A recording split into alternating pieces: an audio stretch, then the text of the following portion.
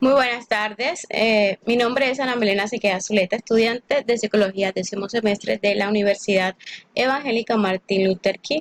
Estamos en el Diplomado de Dificultades en el Aprendizaje y el tema es los pensamientos y habilidades del pensamiento. Habilidades del pensamiento. Es la capacidad de disposición para algo. El concepto puede usarse para nombrar al grado de competencia de un sujeto frente a un objetivo. Es importante destacar que la habilidad puede ser innata o puede ser desarrollada a partir de entrenamientos, la práctica y la experiencia. Vemos en nuestra próxima diapositiva los pensamientos críticos, análisis e interpretación. Vemos que en el análisis se identifican las relaciones que pueden expresar juicios, creencias, razones y opiniones, mientras que en la interpretación, a partir de experiencias, están los datos, las situaciones, observaciones, gráficas, donde se puede expresar y comprender. Pensamiento crítico. Vamos a nuestra siguiente. Aquí vemos entonces el pensamiento como tal. ¿Qué es el pensamiento? Es simplemente la capacidad que tienen todas las personas de formar ideas y representaciones de la realidad en su mente, relacionados unos con otros.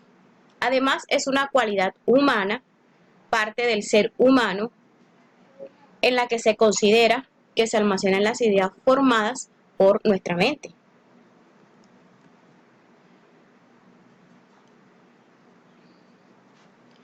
Todo esto se debe a ese cableado que tenemos en nuestro cerebro, nuestros neurotransmisores que nos ayudan a tener un óptimo pensamiento. Tipos de pensamiento. Hay muchos pensamientos. Aquí vamos a tener la oportunidad de mirar un poco de cada uno de ellos. El suave, el duro, el mágico, el creativo, el deductivo, el inductivo, el analítico, el convergente y el divergente. Veamos un poco de cada uno de ellos. ¿Qué pasa entonces con el suave?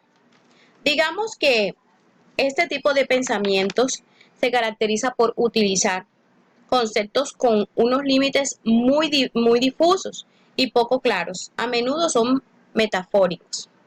Hablemos un poco de este pensamiento con el nombre duro. Se utilizan conceptos los más definidos posibles y trata de evitar las contradicciones. En el divergente se establece una división entre dos o más aspectos de una idea y se exploran las posibilidades de mantener esta participación. Por ejemplo, si alguien utiliza la misma palabra haciendo que cada vez tenga un significado distinto, detectar, detectar este error es un caso de pensamiento divergente, en el que se detectan los distintos significados. Vemos el convergente. En el pensamiento convergente se da un proceso al cual nos damos cuenta de que hay diferentes hechos y realidades que encajan entre sí. Entonces, pasemos al mágico. Este es uno de los que más de pronto nuestra mente se divierte en hacerlo. ¿Cómo es? El pensamiento mágico confiere las intenciones a elementos que no cuentan con voluntad ni conciencia propia, y menos aún la capacidad para actuar siguiendo planes. Por ejemplo, una niña que por su corta edad piensa que las olas de la playa tratan de mojarle su cabello, está utilizando un pensamiento mágico, como todo lo que pensamos que es muy hermoso, muy maravilloso. Creativo, ese es un pensamiento muy conocido o más bien creado o utilizado más en el arte y en las artesanías, estas personas que se destacan en ello. Se juega a crear soluciones originales, cuestionamientos de normas que en un principio parecen ser evidentes. Por decir algo, si yo tengo un ejemplo de ello, tengo en mi casa un columpio. La silla de un columpio también yo la puedo transformar en una hermosa matera. Entonces, esta es la creatividad de los pensamientos creativos. Vamos entonces al deductivo. Como su palabra lo indica, es un argumento donde la conclusión se infiere necesariamente de las premisas. Ejemplo, cuando hace frío mi mamá se coloca la bufanda, su favorita. Es decir, hoy hace frío, hoy mi mamá utilizará su bufanda favorita. El inductivo es una forma de razonamiento en que la verdad de las premisas ayuda a conclusión, pero no la garantiza. ¿Cómo es esto? Ejemplo, clásico de razonamiento inductivo. Es todos los cuervos observados hasta el momento son de color negro.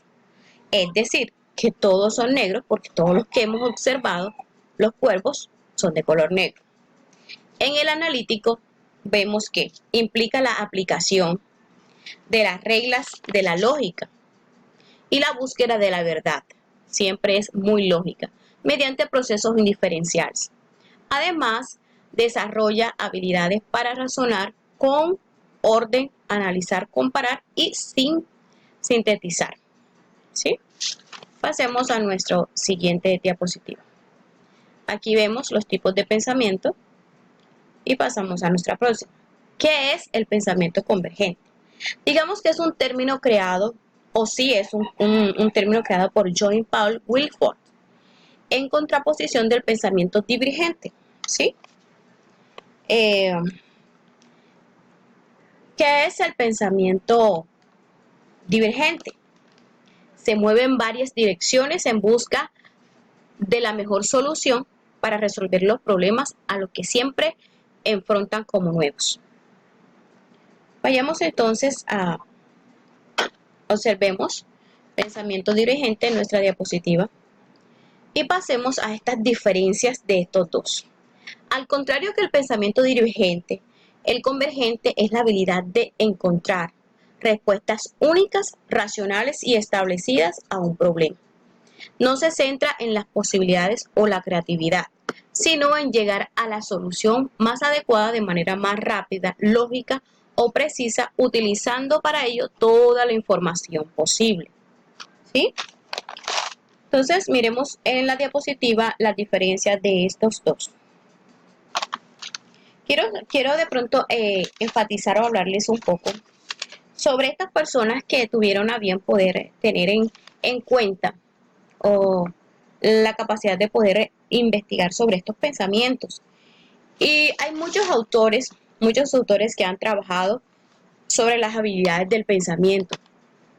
El pensamiento crítico, perdón, Pasiones en el 1990, Boric en el 2006, Elder y Paul en el 2003, Elder y Frank en el 2005 y Ennis en el 1987. Ellos coinciden en ciertas habilidades que determinan un pensador crítico, que estos serían las tres puntuaciones que ellos manejarían, sería el análisis, la interpretación y la inferencia. Ahora, ¿por qué es importante? La importancia de la estimulación en el aula del pensamiento divergente. Por ejemplo, en el 1, mayor énfasis en la discusión de problemas complejos con muchas respuestas posibles. ¿Sí? Y el ejemplo 2, más énfasis en memorizar hechos y obtener respuestas correctas. Por ejemplo, muchos maestros o docentes, en el tiempo pasado, de pronto ahora también sucede, colocan al niño o al alumno a que se aprendan las cosas de memoria.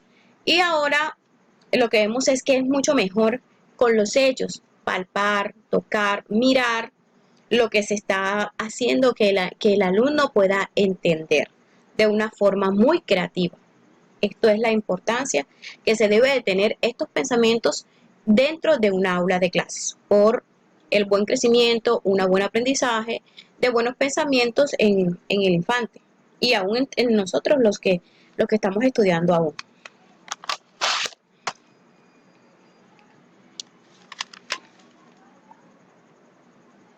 Esto es todo lo que quería compartir con ustedes sobre los pensamientos y la importancia de los pensamientos, los tipos de pensamientos, las habilidades del pensamiento crítico. Gracias a ustedes por su atención, espero que haya sido de gran ayuda y que puedan por medio de este video obtener algo de información para lo que necesiten. Muchas gracias, les habla Ana Milena Sequeda, estudiante de 10º semestre de la Universidad Evangélica Martin Luther King. Feliz tarde para todos y muchas bendiciones. Chao.